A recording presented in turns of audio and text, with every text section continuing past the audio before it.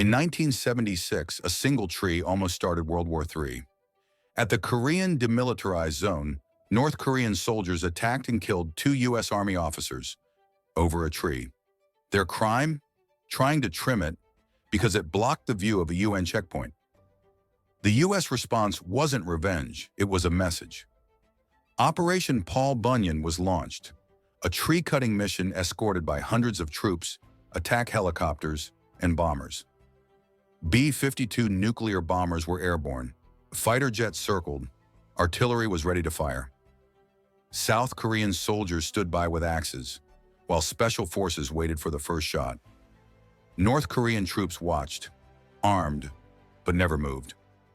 The tree was cut down, and not a single shot was fired. Number 2, the man who stopped nuclear war by doing nothing. One man disobeyed orders and may have saved the world.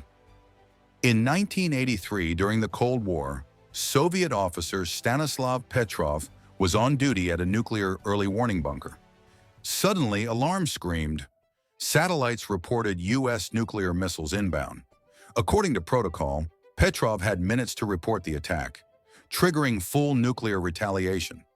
The system said 5 missiles were coming, enough to start World War III.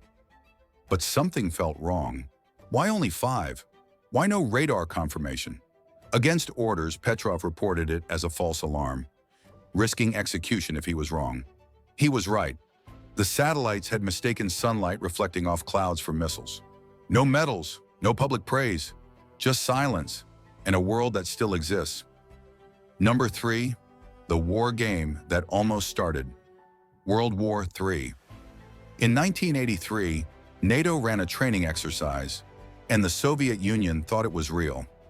The exercise was called Able Archer 83, a simulated nuclear war drill. But this one felt different. Realistic troop movements, radio silence, mock nuclear launch codes. To Soviet intelligence, it looked like the final countdown before a real nuclear strike.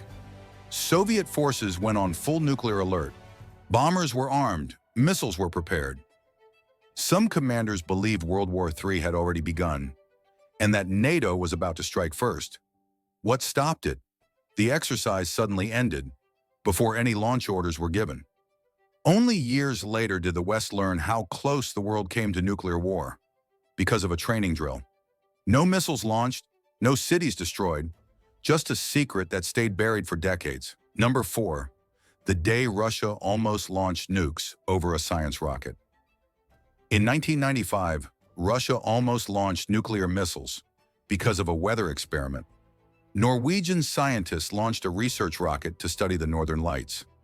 The launch was announced in advance, but the warning never reached Russian radar units. Russian early warning systems detected the rocket and flagged it as a possible nuclear strike. To Russian commanders, the flight profile looked like a U.S. missile meant to blind radar before a full attack. For the first time ever, Russia activated its nuclear briefcase, the system used to authorize retaliation.